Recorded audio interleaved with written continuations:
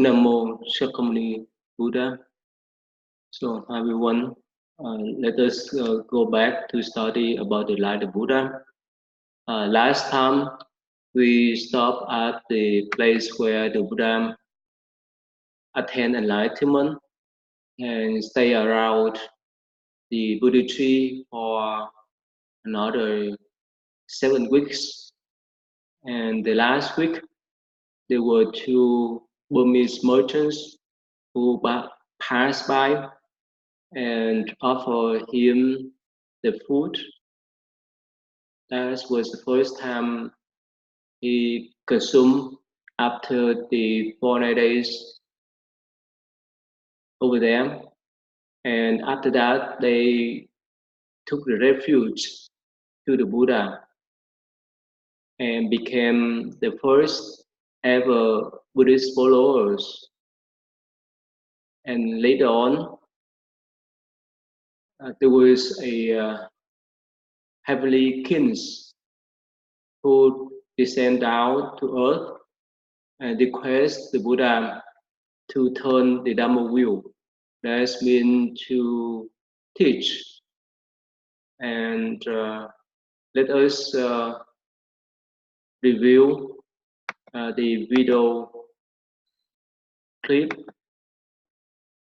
about what we learned before we move on. Let me show you this video clip.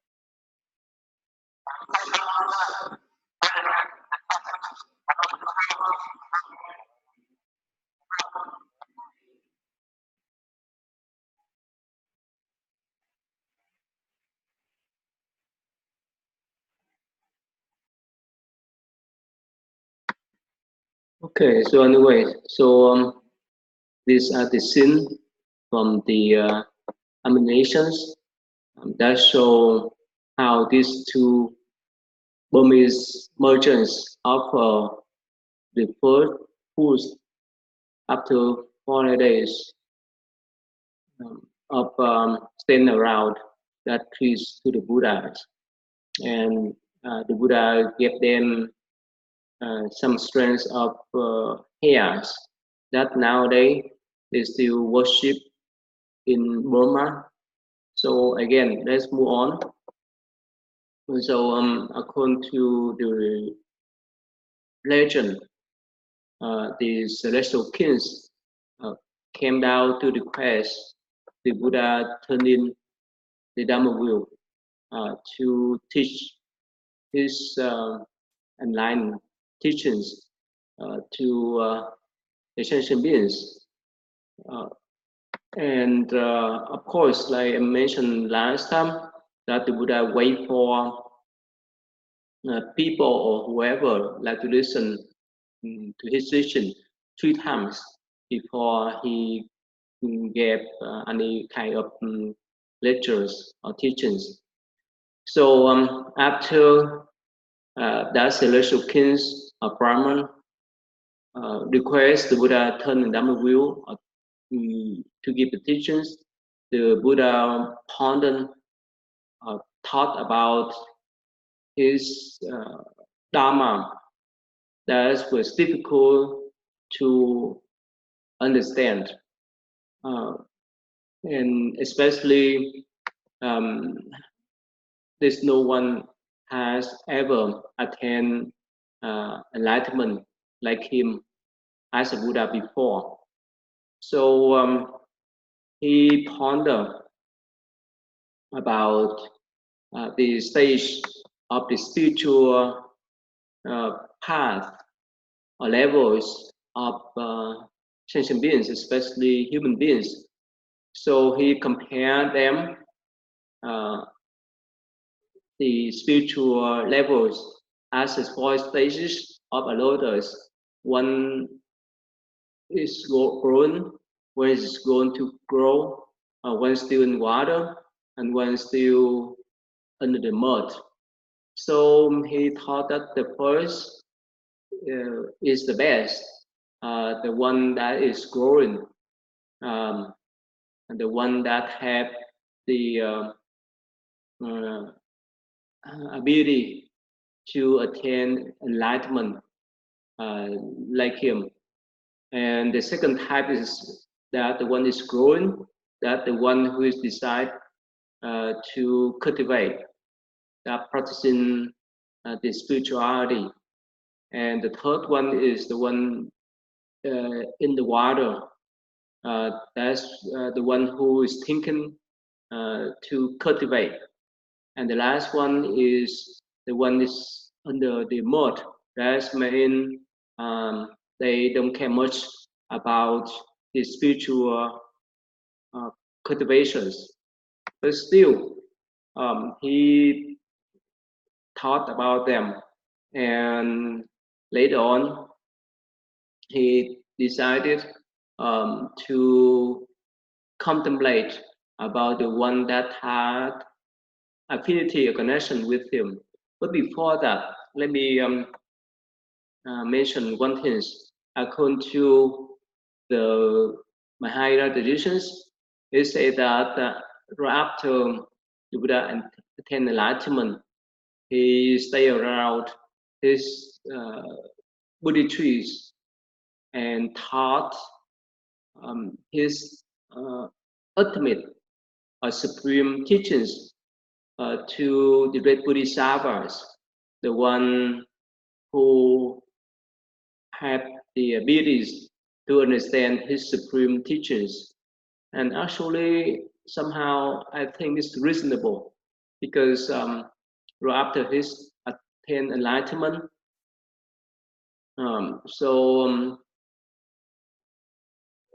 many great beings like to follow that path to attain that state of mind like him. So that is the Mahayana views. That's why we have what we call the Flower Adornment Sutras, which the Buddha gave the supreme teachings to the great Bodhisattvas. Of course, here we learned the account mostly from the Theravada traditions that mention Buddha staying around that Buddha trees for 7 weeks, and after that he accept the celestial king's request to teach his Dharma to other people. So according to the Mahayana tradition too, they say that after the Buddha have taught to the great Bodhisattva while he was still staying around that Bodhi trees, so he recognized that his supreme teachings is so lofty and profound. That's not easy for common people to understand. That's why he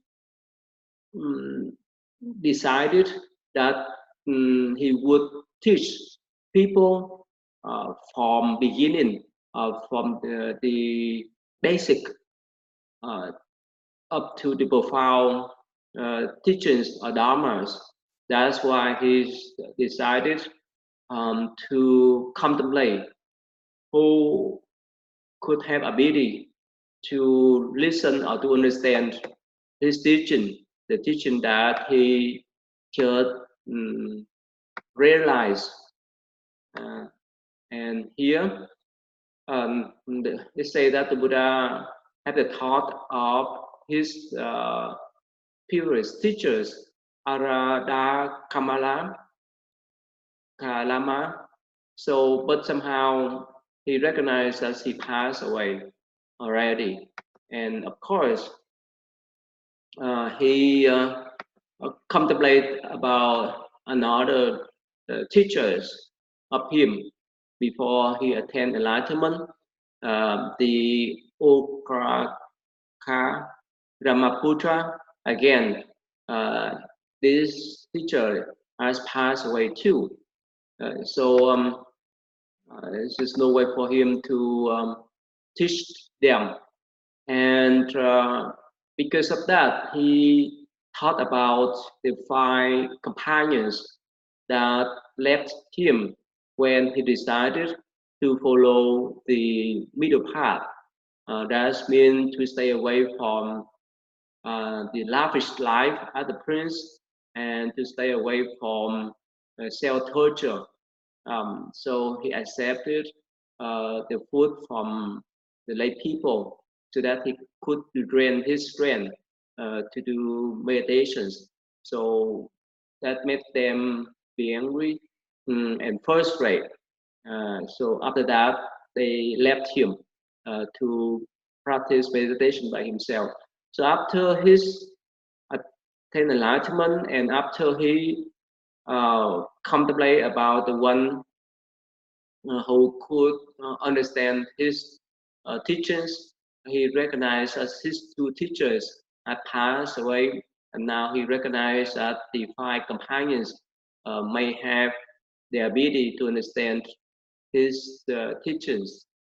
So of course, there are another account. It says that the Asita, the one who made predictions right after the Buddha was born, that the prince would attain enlightenment to become Buddha. So when the Buddha thought about Asita, and he recognized that Asita passed away too. So the only one that has ability to understand his teachings now was the 5 companions, the one that left him when he tried to practice the middle way. So he went from the Buddha tree of Gaya to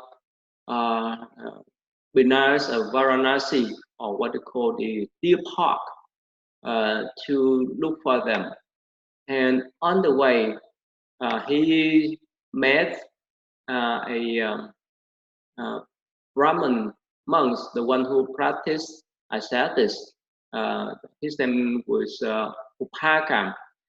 So on that day,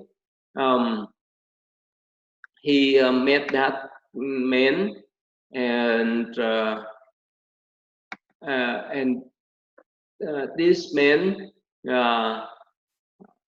recognized the Buddha has attained enlightenment, and he asked him who was his teacher. So the Buddha say, I have no teacher. And so he just went on this way. So when he went to the deep park, uh, he met his 5 companions. And let me show you the map so that you can have that kind of understanding.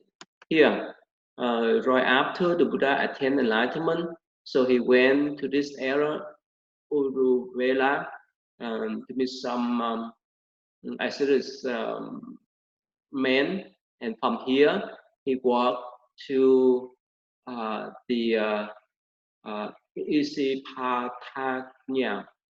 That's where the Buddha met the 5 companions, the one that later on became the first 5 disciples of him. So according to the legend, at first they decided that they would not pay attention much about the Buddha when they recognized he was walking toward them. And yes, they made that kind of compromise before he came to see them, uh, mm, because they thought that the Buddha gave up the practice uh, spiritually. So, but when the Buddha approached to them, somehow because of his virtues um, and appearance as a enlightened one, so they forgot what they had decided early and ran to him.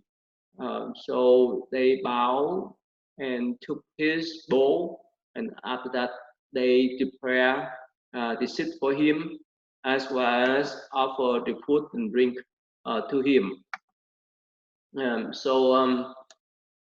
When the Buddha had seated, he began to speak the Dharma for them, and he told them that I have attained the ultimate truth of Nirvana, of the unborn and undying. I want to let you know about what it's about.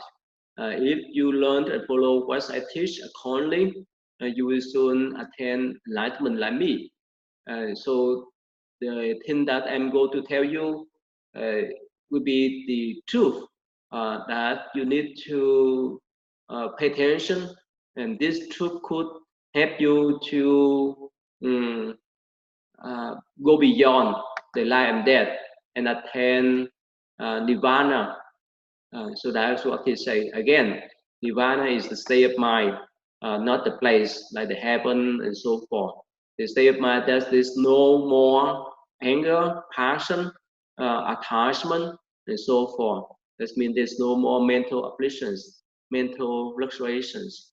Um, so only the one that could transform all mental affliction could attain that state of mind, nirvana state of mind. At that time, they sat and listened to his lecture. And let me show you some of the image about them. The early times that he gave the first teaching to these 5 companions, and they later on they became the first 5 monastic disciple of him, and they started Sangha. And remember that when the first 2 Burmese merchants took refuge to Buddha, they just took the two refuge only. They took refuge to the Buddha and his Dharma, not the Sangha yet. But after the Buddha gave the first teaching, uh, the noble truth to these 5 companions, they became the Buddha first monastic disciple, and has formed the first ever Buddhist Sangha. And here is the deer park in Isipatanya. Thana, of 5 kilometers north of Varanasi. That's where the Buddha first gave the teaching to them. And here, Kirtisana of Varanasi, that the Buddha went there to give the teaching to these uh, 5 companions or 5 disciples. The one later on became the first uh, Buddhist monk. So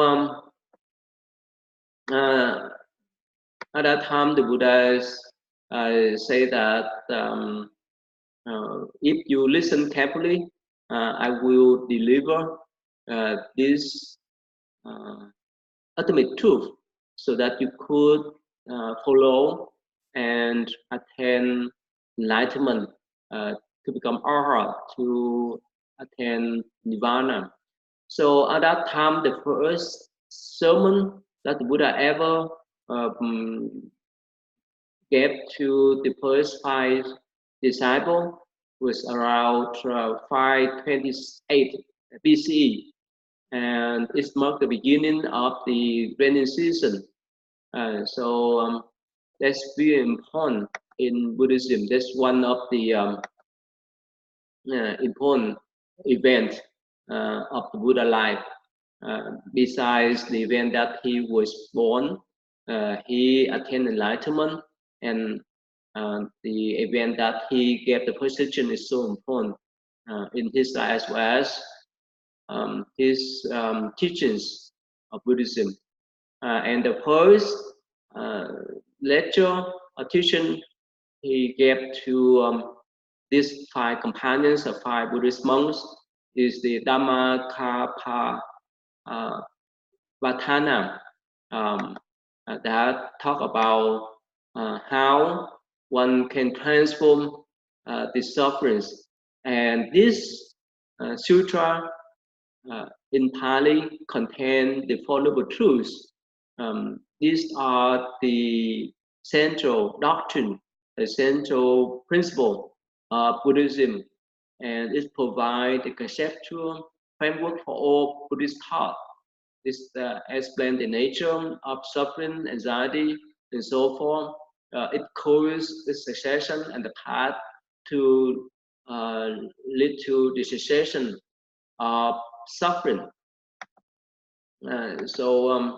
This is so important for the Buddhist to recognize, and we will go over later on about these important teachings, the Four Noble Truths, regardless of the traditions that we follow. The Four Noble Truths is essential teachings that every tradition has to follow, and that is why if we follow Mahayana, Theravada, Vajrayana, and so forth, so this Four Noble Truths is so essential, is so important for us. Let me go over briefly about the Four Noble Truths, and later on we will come back to the life of the Buddha. Let me show you the video, the information. So here, the Four Noble Truths. The first one, the Buddha indicate the nature of suffering, the symptom, and the second one is about the cause or the reason why we suffer, and the third is the end of sufferings, and the last one is prescription or the way leading to the cessation of suffering. It's like a doctor. When we go to see a doctor, regardless of the illness that we may have, for example, a stomachache. So when we go to see a doctor, the doctor would tell us, "Oh, okay, you come here because you have stomach." That is the first one, the problems of the physical suffering, stomach. And the next thing he may mention that, oh, the reason why you have stomach probably because you eat wrong food, or you have eaten spoiled food, and so forth. And the third step, he would say, well, um, the stomach ache may be cured. So if you follow my direction, if you take my prescription and medicine, so that's the four. That's mean the way how to end the suffering, how to stop the suffering of stomach. So the Buddha's position serve as a doctor, the one who point out the suffering that we have, whether it's physical or mental. And second one, the Buddha recognize or remind us to recognize the cause of those sufferings. And as a doctor, he would not stop there. And if he stopped there, people would mm, say that, oh, he's so pessimistic. Uh, but he moved on to the third and fourth step, and he said that, well, that type of sort of problems can be cured, and if you follow my way, so you could overcome that type of illness, that type of suffering, like the doctor. If we trust them, we could follow his prescription to buy medicine, so that we would not have any more stomach problems. So there is the Buddha way. So it's so logical, it's so reasonable. So those are the basic teaching of the Buddhas. Again, the order of the tradition we follow. And when we uh, have recognized something that's so important, that we want to share, definitely those things that's so essential, we would like to share, not the trivial one. So for the Buddha, after his enlightenment, he recognized that this honorable truth is so important for us to understand, so that we could um, follow his teaching to overcome them. Okay, so here, uh, the honorable truth, the suffering, arising of suffering, the cessation of suffering, and how to uh, transform that suffering by follow his teaching. And here is the map, here the diagram. Okay, so let me move down here too. Now, the first one, what we call the suffering that relate to our physical and physical body and mentality. We know that physically we were born having some kind of illness, aging, and death. So those are the sufferings that no one can escape from, regardless of the religion we follow, regardless who we are, regardless of our gender, nationality, and so forth. So for some people, they think, oh, those are normal process of life. But still, whenever we deal with them, for example, if we have illness, let's say stomach ache, it's not much serious. Of course, it may bring some kind of dissatisfaction or frustrate for us. But talking about when we have some kind of terminal illness or some accident and so forth, it's bring a lot of sufferings to us. Can look at how we uh, uh, see people in the hospital. Um, they would not enjoy much times in the hospital. Even us too. Let's say when we have some kind of illness, when people don't pay attention about why we lie there, no one care about our illness. Yeah, we feel that we've been left alone, we've been left out, and with that type of loneliness, we feel sad besides being sick physically. And of course, we recognize as when we healthy, we could do things that we want to. We could move around. We could do things that um, we don't need other people's support mostly. But when we land out there, because of our illness, this all kind of limitations that we have, so we don't even uh, uh, mm, take care of ourselves, not thinking about helping others. So most of the time, when we have some kind of illnesses, definitely we would be more frustrated. We have all type of anxiety and stress and so forth to deal with them. Not talking about when we getting older. And yes, if we visit people, elderly people in the hospital, uh, in the nursing home, uh, so we see that this somehow it be frustrating, it be sad for them because mm, there's no way for them to get away. There's no way for them to be younger again.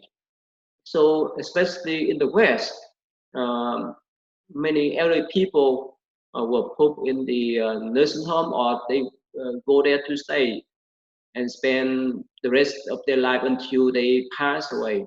And most of them, definitely they would miss their children, grandchildren, relatives, or friends most of times.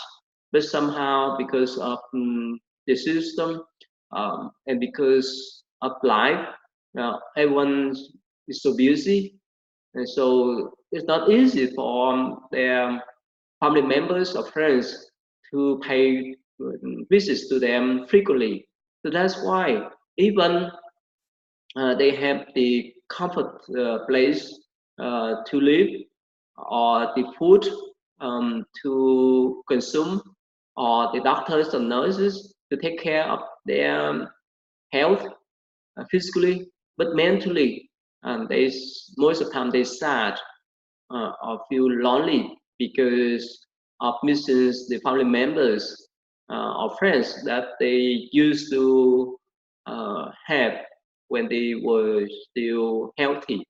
So again, if we don't recognize those sufferings, so it's up to us. But for us, that's reality we need to deal with. And of course, no one want to pass away. So when we encounter that kind of situations with our family members, definitely we miss them, and and vice versa, they miss us too. And so the orders of this tradition we follow, one day we have to go. Um, so there's no way for us to live here forever. So that's the cycle of birth. That's the cycle of life. And that's why when the Buddha was the prince, he recognized that kind of physical suffering. So that's why he decided to give up everything so that he could pursue his future path to find the ways how to solve this kind of Asian illness and death. So again, after his enlightenment, he recognized that besides this type of physical sufferings, um, he, we would have all kind of mental sufferings. Let's talk about the term that we use to, or we recognize nowadays, like stress, anxiety, depressions, and so forth. So those are the mental afflictions that we deal every day, every moment of our life. So let us stop here today, and next time we will continue to discuss about the first ever teaching of the Buddha, the Four Noble Truths, the true observance. Nam mô Shakya Muni Buddha.